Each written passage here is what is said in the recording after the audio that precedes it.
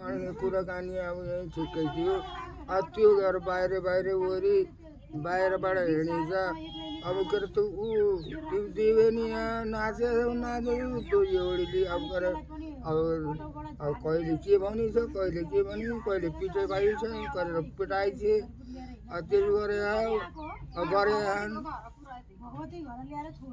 अब हामी के गर्ने त हामी त्योसँग लड्न सक्दैन। मैले नि अब के अरे अब लगाएर खाइ त अब मैले के गर्न सक्छु त छ भने त्यही छ नभने त्यही छ नभने के हो त।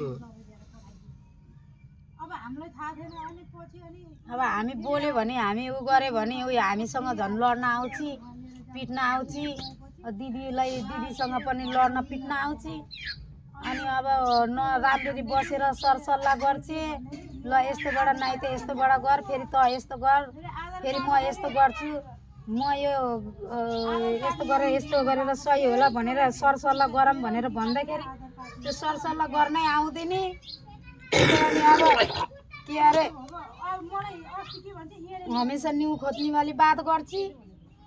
ए म धनी भयो भनेर रिस गरेको मेरो सम्पत्ति भयो भनेर तिमीहरू रिस गरेको भनेर झन् उल्टो खत थापेर लड्छ। के भन्ने अब त्यसलाई के गर्ने न सल्लाहमा मिल्छ न बातमा मिल्छ न ल यस्तो व्यवहार गरौँ भनेर व्यवहारमा मिल्छ। अब त्योसँग के गरेर सम्झौता गर्ने। अब मेरो दिदी पनि होइन बहिनी पनि छैन मलाई मतलब पनि छैन मेरो रिश्ता नाता पनि छैन भन्छ हामीलाई।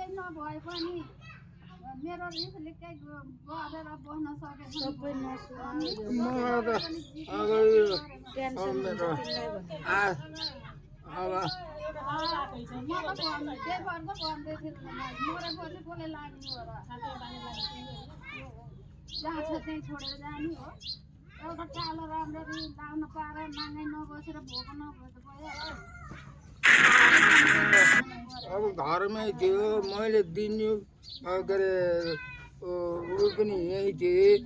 के अरे त्योहरूको सबै मिलेर त्यो के अरे मैले होला भनेर मिलाएको कुरा हो। एक ठाउँमा बसेर सबै मिलेर बहलन भनेर उयो अहिले कुरा गरेको हो के अरे अब त्यो